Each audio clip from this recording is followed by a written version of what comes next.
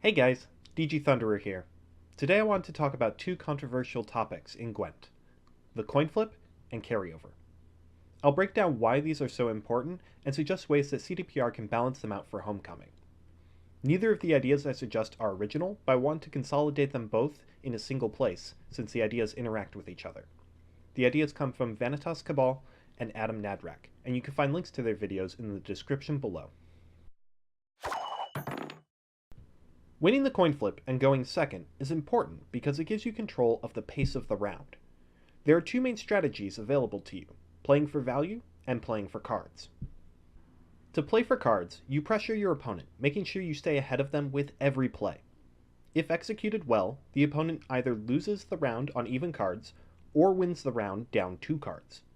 This is a more risky strategy because if your opponent can outpace you and find an opportunity to pass, giving you the round down 1 card, you get neither value nor cards from the round.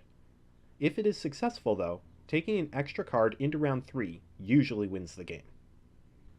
When playing for value, you seek to trade your weak plays for your opponent's strong plays. Every turn, you make a low commitment play, while still making sure that if your opponent passes, you can win with only 1 more card. This strategy benefits from having setup plays that establish points over time, and from having power plays that can take the round if your opponent passes. Let's look at an example. Moonlight is one of my favorite decks, and it is very good at playing for value. When winning the flip, I can lead off with Sirens, which are very low commitment plays that establish a lot of points over time. As long as I'm holding a power play, like Triss Telekinesis, my opponent cannot pass unless they are many points ahead of me. If they pass early, I can take the round with Triss. If they pass late, my Moonlight and Fog will likely have provided me with enough value that I can make a low commitment play to take the round.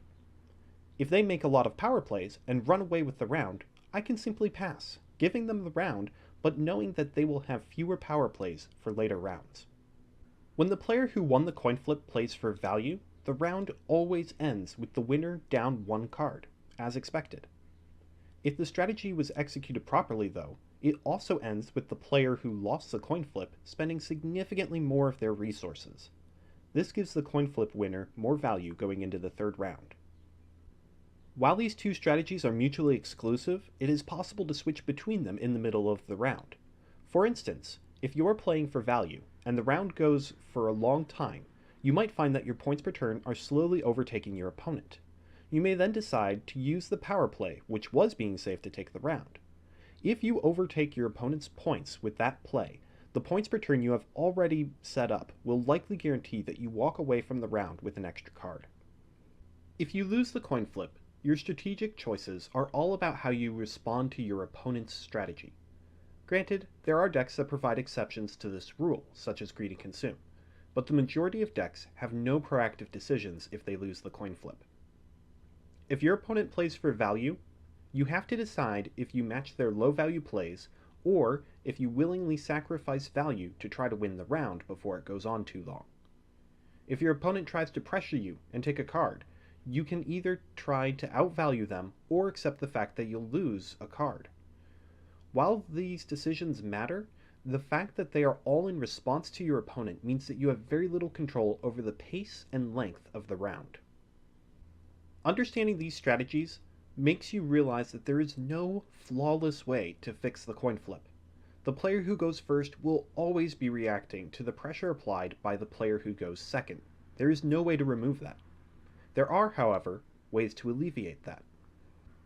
I've heard many suggestions for how to fix the coin flip.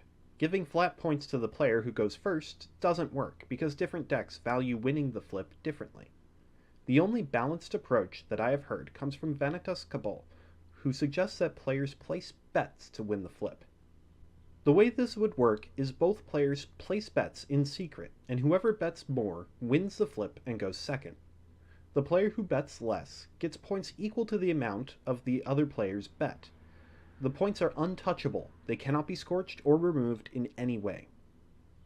This betting system will not change the fact that the player who wins the coin flip will always be in control of the round, but it does give the player going first some breathing room so that they can set up some carryover or points per turn without being punished for making low tempo plays. The second issue is carryover. Currently, having even a single point of carryover more than your opponent after losing round 1 could gain you a card and give you a massive advantage going into round 3. This is extremely strong, and we've seen many nerfs to carryover cards specifically to avoid this. Remember when Harpy Eggs provided carryover into the next round? Remember when Ronvid used to come back right away instead of at the end of the turn?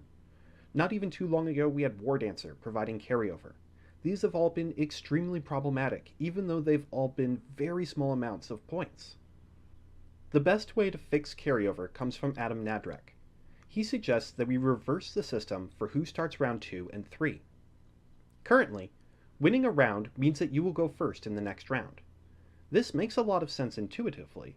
Going first is a disadvantage, so making the winner go first helps balance out the next round. Round 2, however, is already in favor of the player who lost the first round, since they will likely have an extra card. Thus, going second hardly matters. What does matter is round 3, and it will always be the player who lost the first round who has to go first in round 3. Reversing this system will make it slightly easier to 2-0 an opponent, but will balance out round 3 significantly. This idea has a huge impact on the significance of carryover. Since the player who loses will have to play first, carryover will never prevent them from losing a card in round 2.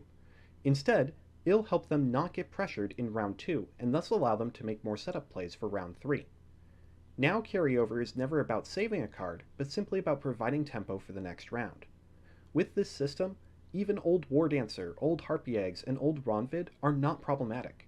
Instead, they're nice small tempo boosts that give you a bit of protection from losing the next round. One other thing this change does is it affects the flow of the game. Currently, the player who wins round 1 gets to go second in round 3 and gets to decide the length of round 3.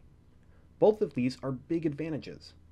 The downside is that it can be risky to push for a short round 3 since it gives your opponent a chance to overcome your points and to go into round 3 up a card.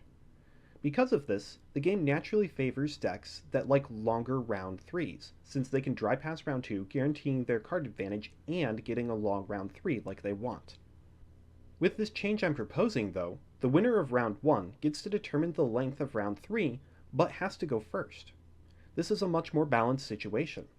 Furthermore, the player who won round 1 can push for a short round 3 without fear of losing a card. This even plays back into the coin flip. If losing round 1 means that you'll go second in round 3, some decks might want to lose round 1. Thus, it is no longer as important to win the round. So if you don't want to fight an unfavorable round 1, you are more free to leave the round early. With your starting points from the bid, you likely will even have a few turns before they can overtake your score. You can use those turns to feel out your opponent and make sure it's safe to give them round 1 before passing. So those are my thoughts on the structure of Gwent. I want to thank Vanitas Cabal and Adam Nadrak for inspiring me. I'm honestly really excited when I think about the impact these changes would have on the game. Gwent would become more dynamic as establishing future value or pushing for a short round 3 would become more viable strategies without the risk of them being punished as severely by tempo. Let me know what you think in the comments below. If you like these ideas, please like and share the video. CDPR has always listened to the community, and if we speak out about this, we might influence Homecoming. As always, thank you very much for watching, and I'll see you next time.